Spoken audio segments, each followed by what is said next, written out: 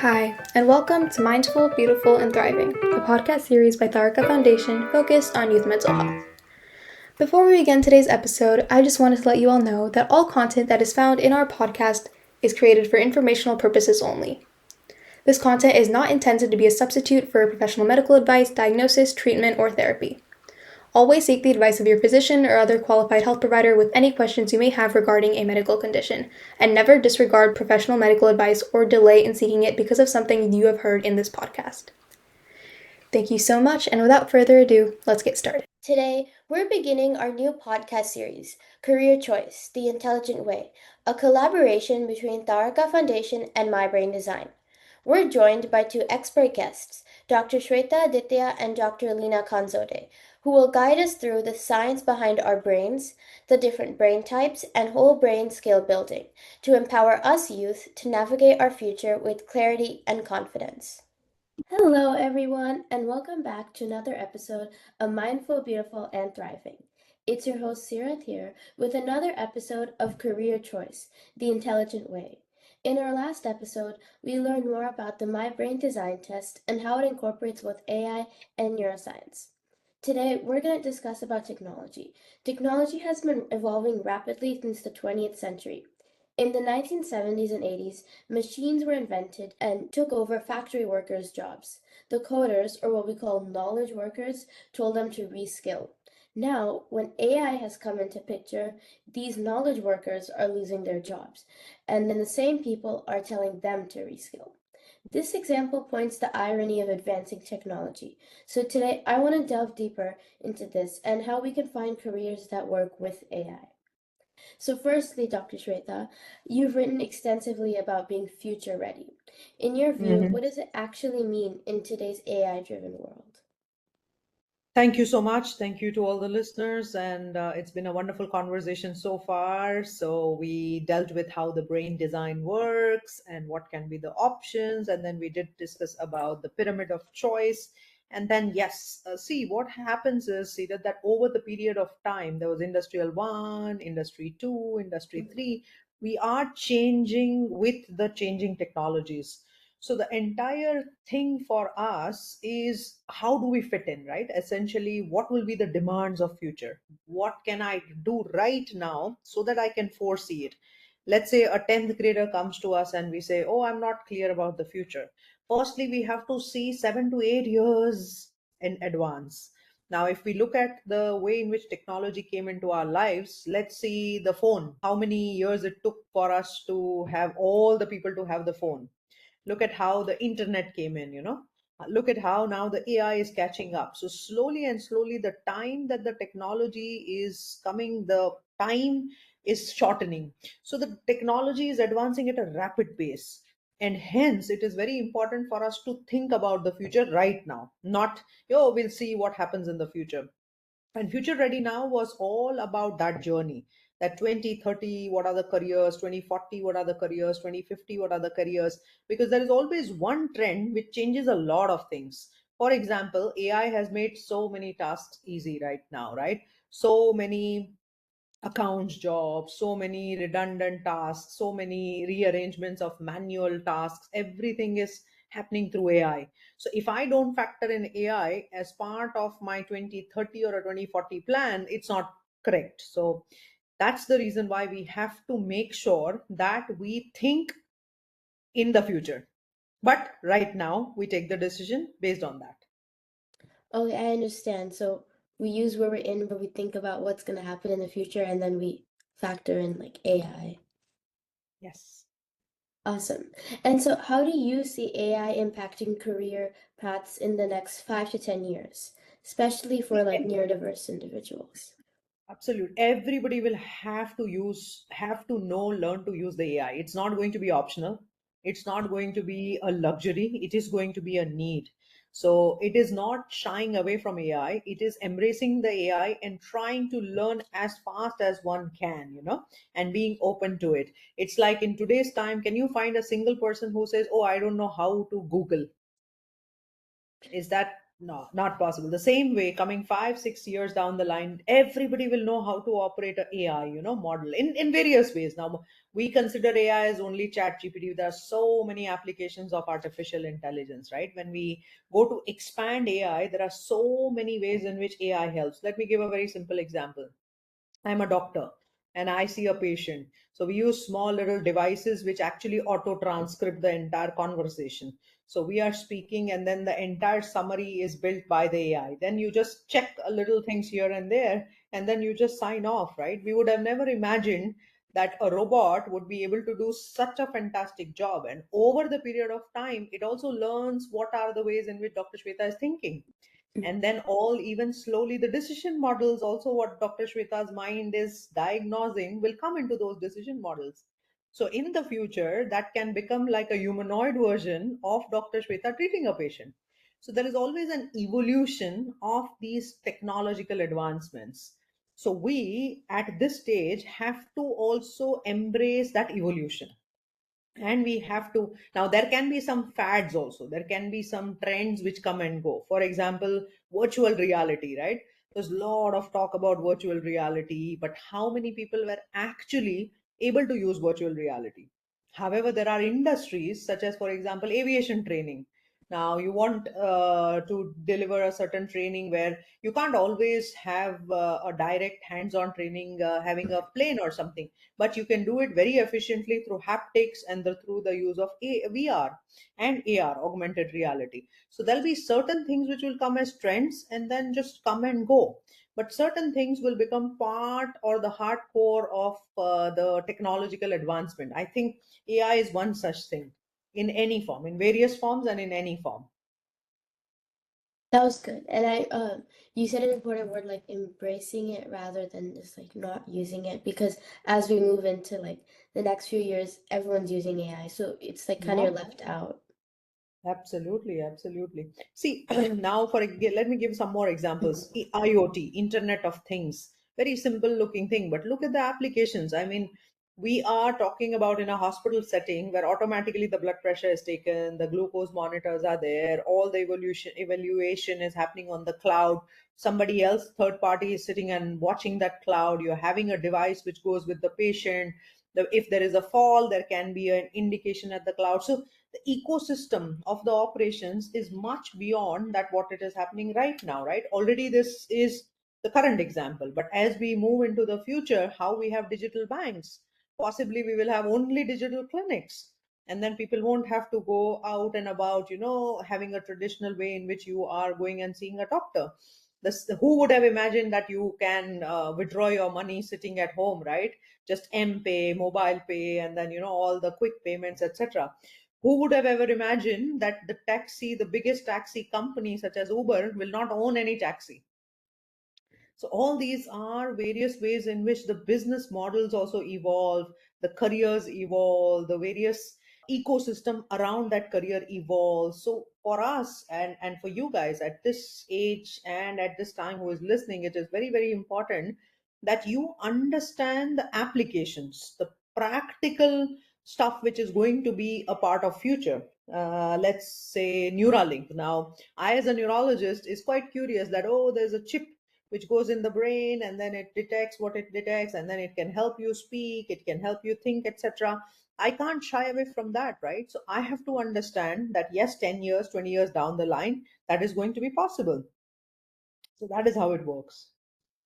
That's good. And yeah, you mentioned that along with careers like changing, so will like business models and or like the goals for the businesses. So I thought that was Mhm. really cool. And along, like I think in your previous response, you mentioned another example, about you and your like clinic, and then the little Mhm. robot is taking notes for you, and soon years later, it's also figuring out how you take notes and like impersonating you. So I found that like fascinating and a little Mhm. scary of how it's like Yeah, it's always almost anything new you. is always scary, right? It's always scary in the beginning until you know it. The moment you figure it out, okay, this is not scary anymore. So. Yeah. So around this topic about jobs, there's often fear that AI will replace all our jobs. Mhm. So how do we shift the conversation towards opportunity and adaptability instead of just Beautiful. loss? Beautiful question, right? So there are lots of lots of things happening. There's McKinsey's data and World Economic Forum data, and so many people's data is up there saying AI is going to take a few thousands of jobs. But people are only focusing on that because mind has a negative bias. You always tend to stick to fear and tend to stick to negative because of the way the brain operates. But nobody's talking about the positive aspects of it. How many careers are going to be generated? Would one have ever thought that a cloud infrastructure, what we are talking about, the cloud will need maintenance, cloud will need security, they'll need ethical hacking, there would be requirement of engineers to fix a certain thing which is happening, let's say, completely, which was never there a few years back, right? So as much as AI is taking away the mundane tasks and jobs, so many jobs are also getting added. So we are just looking at it from a negative standpoint, or from a standpoint of the fear, while that's not the case as for me. I see. And you mean, yeah, so you basically said that humans look from the negative aspect, which I kind of I That's see how. Yeah, Um, that's the mind, right? We did talk about the limbic brain. We did talk about the bias that a limbic brain has. You always get attracted to negativities. That's because you want to keep yourself safe, right? It's a matter of survival.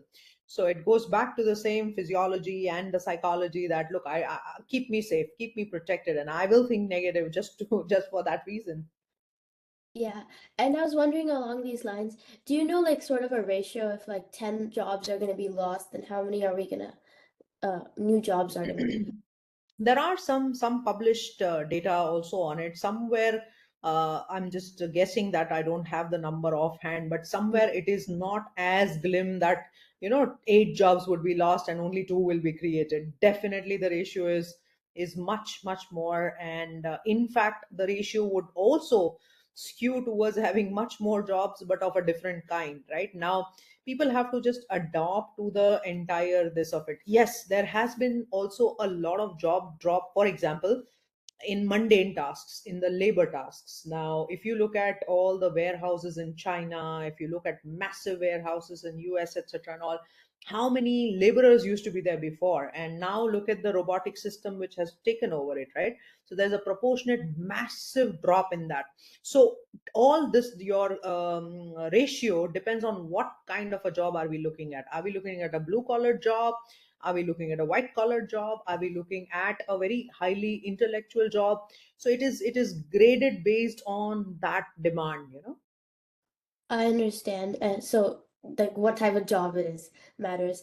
And then, earlier you showed like examples of how AI is gonna help us and make our like lives easier in the current jobs we have. But what are some new jobs that will come out once like the mundane jobs are taken Yeah, over? thank you for asking that. I'm just on the page number 68 of Future Ready Now, which is the book that we are talking about. It's on Amazon, available worldwide. So I'm talking about page number 67, which where the jobs of tomorrow, which are going to be very interesting. There's a virtual store Sherpa. So entire your customer satisfaction will be virtually. There'll be a personal data broker. So where you are just somebody who is taking care of your data. There's going to be personal memory curator. There'll be augmented reality journey builders. There'll be a body part maker. If there's some problem with your living body part, let's say soldier or some form of an athlete, there'll be a nanomedic, because the nanoscience is going to be working towards the medical field. So nanomedics, genetic modifiers, genetic recombinant farmers, where they will use the crop which is based on the genetics. Elderly wellness consultants, so geriatric, we already have that, but specifically targeted towards that population. And then there will be memory augmentation people who would come and help you and augment your memory, store your memory, augment your memory, curate your memory. So and then this is what the careers and jobs would look like, right? But what about the education?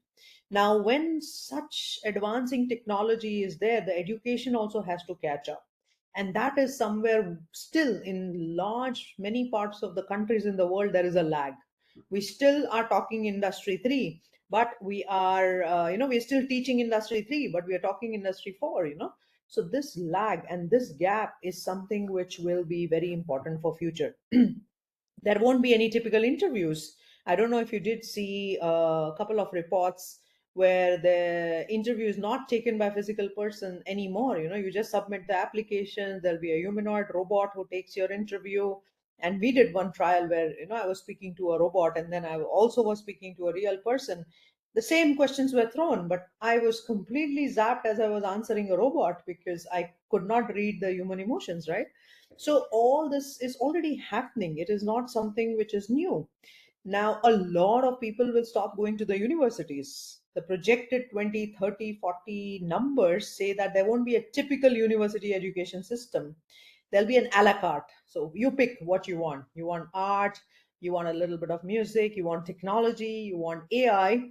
You just go ahead and pick up small, small, small bites of this and go ahead and, get into the gig economy.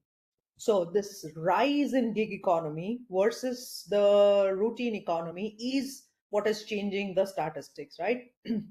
US, let's look at US's number. The projected gig economy is anywhere 46 to 48%, almost about 50, right? Reaching 50%. So versus a traditional economy and a gig economy. So people who are not aware about gig is all about, do you know what is a gig economy, Peter? No, I was gonna ask you. Okay, okay. So gig is like you just take a job from Upwork, or you have specializations in a few things and then you just do contract based jobs. So you're not in a traditional job system, but you just do you are not in a typical placement, but you just take up the job, do it and finish and take your money. So this gig work is rising. It's astronomically rising, not just in US, but across the globe.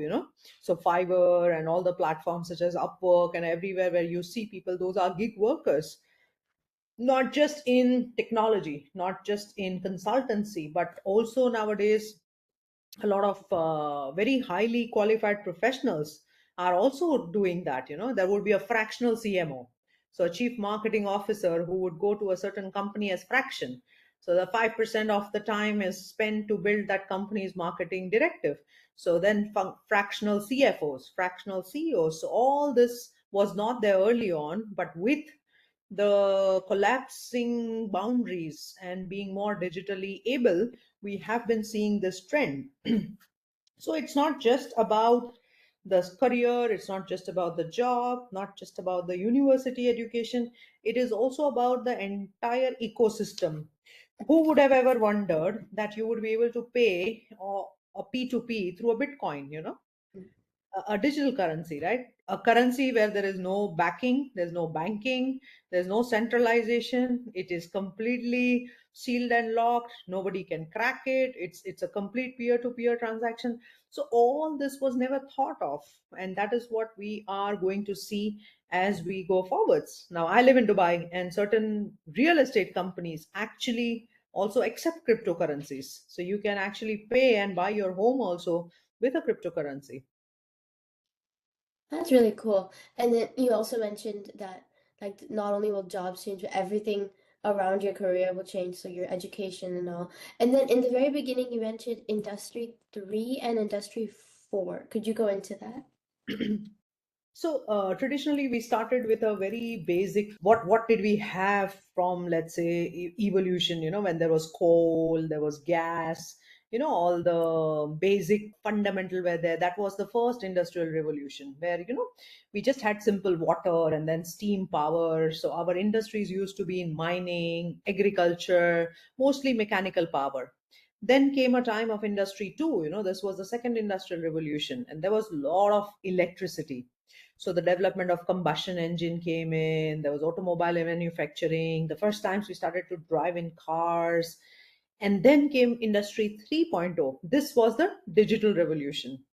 Now we got those transistors, and I don't know if you would have ever seen a transistor, but this is the time when we got the electronics and automation of these logic programmable controllers came in. And then from 2011 onwards, and currently as we speak, 2025, we are in the fourth industrial revolution. What has been the things about fourth industrial revolution? The AI, the internet of things, the machine learning that we talk about, the big data. So it's not just machines, it is also interconnected systems, it is the flexibility of the productivity in the digital space. So it is more about the current things that we see around, and that is the industry 4.0 that we are in. Okay, I see. So these industries are like one through four right now, at least, and it's just an Yes, evolution of all the jobs and like that's right. basically how it That's right. works. Okay, thank you. Mhm. So as we switch gears a little bit, I want to talk more about upskilling and whole brain skill building. So why do we need it, and why is it especially important now? That's a very, very nice question. It's especially important now. I like that point because in the industry one and two, you would just know one task and then you would do that task repeatedly, and it's only churning that same thing over and over again, and you're done, right? But when it comes to the current economy, the current ecosystem, the current industry, you need to be multi talented. You need to understand the digital world, you need to understand the AI, you need to understand a lot of infrastructure around you, not just for the job purpose or not just for the career purpose, but also for your own growth, personal growth. So whole brain thinking is all about exploring and exploiting both sides of the brain. Most of the times people do land up either being a heavy left brain. I mean, that it cannot be a pure left and a pure right. That's just a total myth, right? Because we do have a large corpus callosum connecting the two sides. So largely, if you remain left brain, then you are less abstract thinker. You have less potency to creatively think. You get away from the design part of it. But in today's time, a little bit of right and a little bit of left, and then exposure to as many conditions, as many scenarios, as many cultures, as many events, as much as the careers is all going to shape the brain. So the shaping of the brain is going to then decide how smart you will be, because everybody information is equal for everybody. The same chat gpt is available globally, right? The same Google is available for all of us globally. Then what is the difference that will decide between a Seerat who's sitting in, let's say, in San Francisco versus a Shweta which is sitting in Dubai, right? So all the collapsible boundaries, there's nothing called a boundary. It's all collapsed. So the information is not going to be something which is going to be advantage, which used to be at one point in time.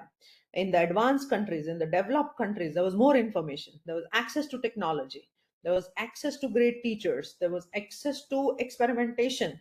But in the underdeveloped countries or developing countries, that was not there. But now, with internet, that is changing. With AI, it is changing. So what we need to do is work on transformation, and that transformation is going to be this whole brain skills, building both sides of the brain, making sure that the brain's optimal capacities are kindled, making sure that first the person is aware, right? That is what we started the story with. If you are not aware, see that what is your brain like, what can you improve, and how do you connect to the people around you. So in future, the success is going to be not driven by what you can remember, what you can memorize, what you can solve, what you can understand. It's all going to be how do you collaborate, how do you connect, how do you understand a person, what empathy do you bring in, the large soft skills part of it. How do you integrate between the qualities of the left and the right? How do you quickly, very quickly, very, because it's a VUCA world, volatile, uncertain, complex, and ambiguous. So how do you very quickly navigate that? For that navigation, this, the left and the right combination, is extremely prudent. I see. So from what I understood, left and right's important to use like all to use the potential of both of them, and also that since now in this world we have open access to like all information, no one's like better or worse based on their level of Mhm. education. Now it's more on like how can you actually communicate and work with other humans, and like Absolutely. how do you use your soft skills and do Yes. that stuff. Correct, Okay. absolutely. So creativity, connection, care, the curiosity, and then the capabilities around your both sides of the brain. So all these five C's are something what is very, very important. And that's why we have a program exclusively for 15 and 16-year olds, where it's called the B Lab, where we onboard these people. And it's a very, very rigorous program. You have to apply. There are 2, 3 layers of it. Once you get selected, but then the entire thing is only about crafting the both sides of the brain. It has nothing to do with what technologies, because we leave that to the universities, right? We leave that to the industry providers, but the core brain building. Now, we did talk about the hard wiring, right? But we did talk about that the hard wiring of the brain is not fixed wiring. It is not like I can't change it. Hence, the first you understand what you have, and then you start to shift your gears into building the whole brain skills. This gap is what B Lab is trying to fill it, you know? And then you also mentioned like right now that we have to identify the need, how be Mhm. aware of our brain before we try and fix it. Which reminds me like all the scientific methods and like the biomedical design, they're all you first have to identify and find the need and then try and fix it. Correct. Absolutely. It's always aware, care, and dare. You have to be first become aware about what we did discuss about this, right? In one of the podcasts, right? So unless you are aware what you are building, what you can measure, you can monitor, you can manage. It's a very simple fundamental. Yeah, and I like the little way to remember it. Care, no, Aware, aware, care, dare. care, and dare. Yes. Nice. So, what are some ways each brain type can stretch themselves in day-to-day activities? So very nice question. Now, let me give you some scenarios and examples, okay? For example, let's assume hypothetically, I really don't know, but let's say your mom is very left brain, left upper type 1, very demanding, wants data, always things have to be correct, uh, placed. Every single thing in your house has to be appropriately placed. You have to be listening to her all the time. And imagine that you are not type 1, you are somewhere type 4, where you're very flamboyant, you like to do all the fun around, and things are all over the place. Now what will happen between you and your mom? There's conflict. It's going to be a Yes, so lot of there'll be conflict. nagging from the mom because she wants everything to be all right, appropriately placed. But then that's not your nature. That's not your primary brain's preference. So you ought to always think that why is my mom nagging? Why can she not see that it is all right if this stuff is lying out here? So there would be a natural conflict. Now, both are right in their own ways, right? You're also Mhm. right because you are behaving from your brain preference and your mom is behaving from your brain preference. Now, until the time you know that these are two different brains who are fighting for their presence, and it's not really that I want to always scold Seerat or I want to nag Seerat, right? So that is where the entire chemistry changes. So in everyday life, not just understanding what your brain preference is, but starting to predict from the clues, from the predictions, from the way the person is talking, from the way the person is sitting, from way the person is presenting something, you quickly form a small little predictive method in your mind that, oh, I think I'm dealing with somebody who is an upper brain, who's all about analysis, and then who is a lot about creativity and imagination. So you present your stuff, you start mirroring that person. The other person would like that. And we did talk about this in one of the previous episodes that I, as a same doctor, would be dealing with a patient who comes to me with a left very differently and a right very differently. And finally, it's only my way of communication which I have fine tuned or altered while the same stuff is being delivered in two different ways, right? Yeah. Yeah, I liked the example you mentioned, and yeah, I also remembered what we Mhm. discussed in the previous one. And Yes. basically, you said that first you have to, no, I wouldn't say I analyze, but like just identify like generally like what type of brain the other person is, and then that's probably where the conflict's coming from, and then you can like try and mirror them, which is what you do. And I found it a little fascinating that you said that you can figure out their brain type based on how they're like sitting and doing like normal day-to-day things, because I never thought that sitting can show how you Yeah. think. Yeah, the way the body language is, the way the sitting, the way the desk is kept. Forget sitting and everything. The moment you enter a space, if it's too cluttered a space, if there's too much of color, if there's too much of flamboyantness, you immediately know that you are largely dealing with a person who's right brain, right? And that is the beauty of it, that you can predict and then you can also stretch yourself situationally. It is not about immediately growing my right brain just to appreciate that, right? But in a situation, if I'm a left brain and if I situationally stretch myself into it, my life is done because the other person will feel good about it. Because now you're trying to mirror that, and the person also feels safe because you don't want to unconsciously or subconsciously be, talking to somebody who is conflicting, and that's a nature's way of getting together. Yeah, so not only does it help us, but the other person we're talking to. Yeah, absolutely, absolutely. And if you do remember, we did talk about the sorts, right? So if we do keep in mind the strengths and the opportunities and the resistances, and then the techniques in which we overcome those sorts, life is very, very easy. And different brains would behave differently, and then each brain would have their own sort. So my job as a person who understands this science would be that let me always have a way in which I keep whole brain science always applicable. If I'm presenting, I make sure that there's a lot of variety, there's a lot of humor, there's a lot of touch and connection, there's a lot of process, and there's a lot of data. So I don't miss any of the brain when I am presenting, right? If I only talk completely vague things, if I'm only very abstract, I would lose the left brainers. So every time when I'm presenting, when I'm talking in a meeting, when I'm talking to you guys, when I'm delivering a podcast, you do make sure that you walk around, and that's called the walk around approach in the brain. So that each time you go clockwise, so you go from your type 1 to 4 to 3 to 2, so you don't miss any of the quadrants of the brain.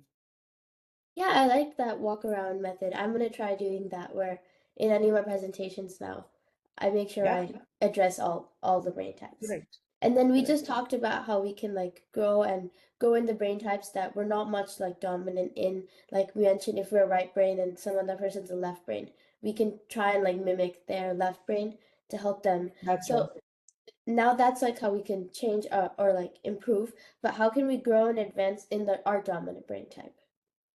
Yes, so that is the key, right? We did talk about the flow and the grow. You have to flow in the strengths that you have, which is 3:1. We did discuss that more efforts should be in the preference that you have. For example, you have a very high data and analytical type 1 brain. So you have to make sure that all your skills, all your extracurricular skills, all the efforts that you put in is actually advancing that data analytics. You cannot shy away from it that, oh, that's my strength, and then let me do everything to build my weakness out. Then you're missing up on that beautiful, very quick, low latency, very immediate high possibility of you succeeding in a skill which is directly linked to your preference. So what you should do is be very mindful, be very aware that you have to spend enough time and make sure that you flower that potential very well. And also in future, try to navigate your career around it, try to navigate your entire job ecosystem, not just the even the university, the place of university, the way you do your extra classes, courses, everything around it. The front mirror, we did talk about that. That's my front mirror, right? I'm driving a car, and that's my real main front mirror that I focus on. I do shoulder check at my rear mirror, but I just do shoulder check. Yeah, you mentioned that we keep growing and we focus more on the strengths because you'll Hmm. enjoy that more because you're already good at it and it'll help you. And then Exactly. another thing that reminded me was that that's if it's not, if that's like your talent, then you have to keep using it because at one point talent beats hard work. I think the saying is hard work beats talent when talent doesn't work hard. Something around those lines. Hmm. It's that there's a Yeah, saying. that's true. That's true. Yes. So, see, 21st century skills is all going to be, and I'm on page number 47. It is all going to be the lifelong learning of the 21st century skills is going to be around certain foundational literacies. For example, a little bit of numeracy and a little bit of ICT knowledge and some form of financial literacy is must for everybody. And then some competencies like, certain critical thinking, little creativity, and then most important character qualities, persistence, leadership, adaptability, flexibility. Now most of the times the students either focus only on the foundational literacy. So for example, you are doing math and you're just focusing on getting ace number, the best number one in math, but then you don't develop the leadership ability or adaptability. So tomorrow, what will happen is in a job setting, yes, you got the top academics and you went into the top university, you went and came out in the top industry, you were number one, but some challenge will come. You will not be able to adapt it and flex your muscles there because you never developed that, right? You were just focused on hardcore mathematics as your ability. Hence, it is very important to not just have the foundational literacy, but also build your competency and your character quality. And that is nothing but building the whole brain. Yeah, I liked how you gave that example. So not only does your like academic part, you need to have strong academics, but also your how you work with others, your qualities, characteristics, and again what we mentioned like soft skills. Correct, correct. And this is the best, future proofing technique, that if you really have to, because now I think Gen Alpha, and then we are going to talk to Gen Beta, who will also be coming in next. So there's there's a completely, absolutely a very digitally able generation that is going to be part of our conversations in future. So that this kind of an approach is going to save the entire generation, not just, few people. And so as we switch topics a little bit Mhm. to like neurodiversity and your typical brains, what's the difference between their brain types or brain patterns? So, yes, so neurodiversity, people generally understand that there is a defect, and then this is, something which is a challenge. But, what I feel is every brain is unique. If you look at any kind of neurodiverse, there would be something which will be very ably present in that person also. Now, obviously, when the brain is forming, there can be certain structural issues, certain functional disintegrity, functional problems, because of which the entire brain is not able to fully function. For example, some people cannot have good speech, they cannot read, they cannot write. So, dyslexia, dysgraphia, dysphasias, all this can mean an autism, what we call a huge now spectrum called autistic spectrum disease, so or disorder.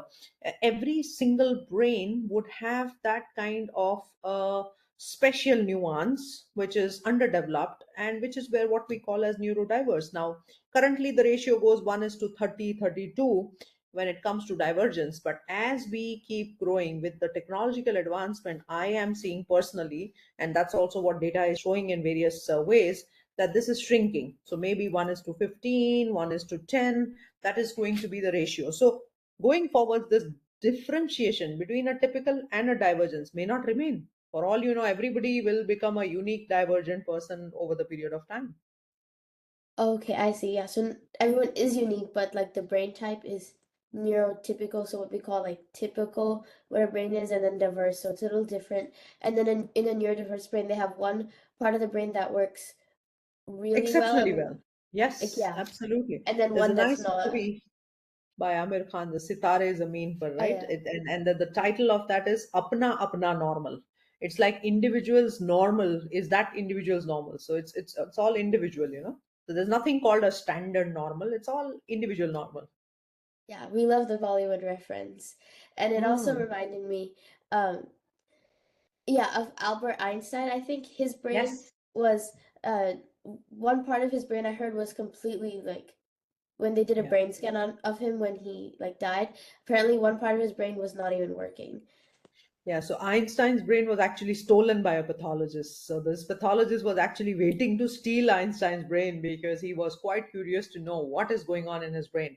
In fact, in his brain, nothing exceptional other than just a little parietal lobe. Parietal is more visuospatial, which was found to be slightly more functional as compared to the other parts of the brain. But he was quite curious, saying that, oh, would the weight be more? Would the connections be more? Would the corpus callosum, the connection thickness, would be more? Would a certain part of the mathematical logic or something would be exceptionally high? Well, he was surprised that nothing really was found to be high. But if you look at all these geniuses of the oldest time possible, there were some, and there are ample examples of that, right? There were some of the people who were actually deemed as misfit in an educational setting. More even for that matter, Einstein was one such person as well, right? You talk of Leonardo da Vinci, any person that you pick up in either art, in science, this was the case for most of them.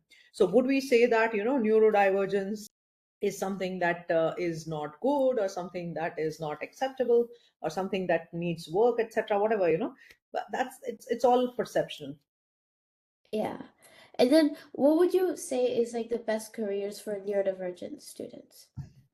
See, when it comes to the neurodivergence, so in fact, a lot of people would have also Asperger's, which is a very high intellectual version of the autistic spectrum, right? So their mathematical abilities would be genius level. They would be able to have certain calculation abilities and all, which a normal person would not deem to have that, or even get the art of developing that. So the teacher or the student, I mean, the entire educational ecosystem has to figure that out, and then the teachers have to work the way around it. It has to be very customized, very, very personalized, because you're not putting them into any of the typical scoring systems, or you're not putting them into the typical entrance tests, etc. And also a very special pathway, curated one, depending on that person's talents, should be figured out. Oh, I The see. world So is changing. basically, I think people are now, inclusivity is all over. Not just, I think US is very good at that, but I think all over, if you look at the entire world, it is all an inclusive education, right? The SEN departments are very good when it comes to having a curriculum, approach, a proper way to guide. So yes. yeah, I see. So you mentioned that every brain's different, so it'll be different for each of them, and not only will their like the careers be different, but also like how they learn and the like path in which they learn. Like Yes, they'll need yes. customized learning. Yes, the learning, the studying, the way of examination, the way they can express. Now, for example, a child who's exceptionally intelligent but just does not have the verbal output, who cannot speak. So, can do, maybe the test or the evaluation is very different for that child. Possibly he can write, possibly he can present it in another way. So, the entire ecosystem again has to figure out how best to help that kid. I see, yeah. And like they say, like a village, it takes a village to raise a child. So you need like the Hmm. help from the teachers and everything to Yes. change and give a personalized route for them. Yes. Yeah, I like that you are the new generation person, but you still quote the old generation quotes. I mean, old is gold, right? It Yeah, definitely takes a village to raise a child, because you need multisensory exposure, you need that many brains interacting, you need that much of mirroring to happen, you need all those qualities to be imbibed, which the child is seeing in various different people, and hence, the more and more nuclear families that we are going into, the subnuclear that we are going into, the more and more chances of neurodivergent kids that we will find. It's directly proportional to the society's collapse that we are seeing, unfortunately. awesome. Yes. Yeah, and I do quote the other ones. And that actually just reminded me of the correct quote for the talent and hard work. It was hard work beats talent when talent doesn't work hard. Yeah. Yes, that's true. Yeah, so thank you, Dr. Shweta, for another successful podcast. I learned a lot, and I'm starting to implement the walking through method when we Yes, have walk around presentation. approach. Walk around Yes. method. Yes. So you And I do ask the question what, you do ask the question why, you do ask the question how, and you do ask the question who, and then you present you whatever you want to do, may it be a presentation, even your exam paper, the way you write your exam paper, because your assessors, the teachers, are going to use one of those brains. So if you write bullet points, very neat summary, you highlight certain points, then you are taking care of both the right and the left side. okay, that's actually a good one. I'm gonna do that for my next test. And I like, Yes. so you have to ask what, Hmm. how, why, and who. Who? And that gets Yes. all four. Yes, that's right. Awesome. Thank you so much for spending your time today. I learned so much today, and I hope our audience did too. Sounds good. Thank you so much to you, and thank you to Taarika Foundation and all the viewers and listeners. You are listening to Mindful, Beautiful, and Thriving, a podcast series by Taarika Foundation. As part of our youth series, we will be releasing new episodes every Friday, so make sure to continue to check those out. We hope you enjoyed this podcast, and thank you so much for listening.